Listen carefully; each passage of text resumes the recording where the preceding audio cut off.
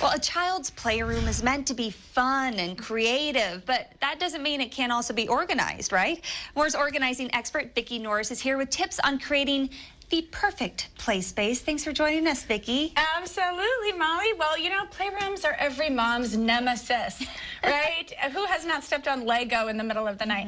Well, we are going to follow a project today where I'm going to bring you some playroom organizing ideas. And here's the before picture. You can see that this playroom was kind of an eyesore. There was no plan for storage. And what's interesting is that this playroom was visible from the front door and from the kitchen. Okay. So it was driving the mom crazy, because it just was not an inviting space. It wasn't a beautiful space to look at. It was just cluttered. Okay, so where do we start when we're organizing a playroom? Okay, so you want to start by planning the space. So I'm kind of an eyeballer after 21 years as a professional organizer, but a lot of us aren't. And so get out some graph paper and draw the room to scale. And you can see here there's some little cutouts representing rugs and furniture. And so actually you can kind of plan the space by moving those pieces around and really get an idea of what the space is going to look like. And you want to make sure in this process that you think about walkway space and pulling out chairs. We call that white space. Yeah, you know, my husband loves to do that, and I used to make fun of him, and then it actually, I mean, it's very, very helpful, isn't it, to just see it? It's so helpful, and it's so fast and easy to do. You don't have to download a program or anything. Right. It's just very manual. Okay, and then you can get the kids involved, can't you? You have to get the kids involved. They're the, you know, marvelous mess makers, right? So you got to enlist the kids in the process. The benefit of this, and these kids actually got involved in the ideation process, in the construction process, the organizing, and the labeling process. And of course, the benefit is that now they're enrolled. Now it's theirs. The three brothers are gonna keep each other accountable for keeping it up, because it's their playroom. That's great, yeah. And they'll want to be in there more, too. That's right. Okay, your next step is anchor the space. Is that concerning safety?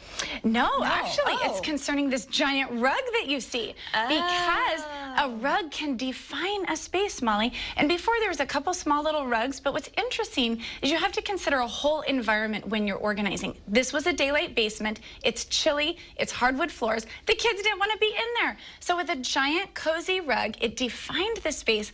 Plus, if you've ever watched kids play, they play on their knees. Totally. They sit down. They need a comfy place to be. So a rug will anchor your space. Yeah, on the hardwood, that would be some bruised knees at the end of the day. I know, right? Yeah.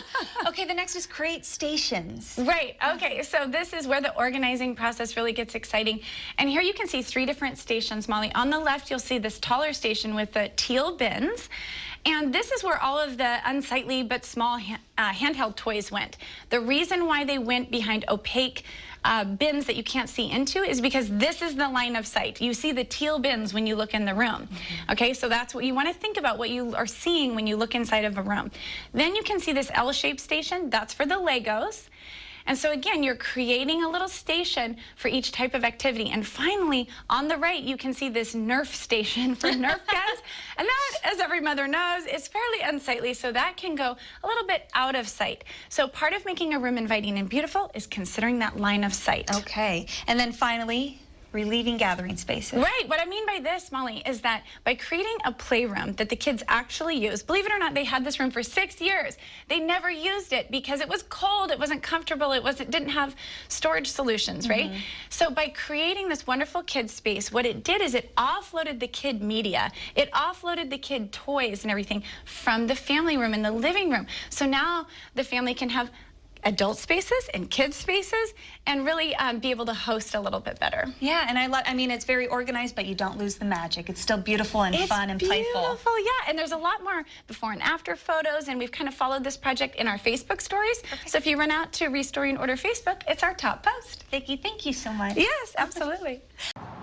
Thanks for watching this organizing video by Restoring Order. Be sure you subscribe to this channel and check us out at restoringorder.com.